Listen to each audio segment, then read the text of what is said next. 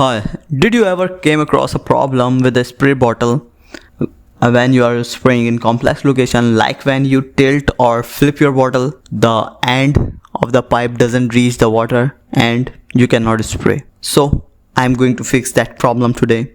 Now look at this magnificent technology.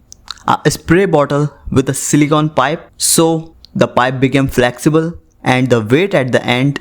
This is because whenever you flip or rotate your bottle, the end of the pipe reaches where the water is. What? An automatic machine to find water? Guys, we have innovated something here. And now you can spray in any position you want. You can buy it in $100. Just kidding. Just kidding. You don't need to buy it. Just cut the plastic tube and attach a silicone tube to it, and then attach something heavy like nuts to the end, and that is all. Thank you so much for watching the video. If this video matched your vibe, then do tell me in comments.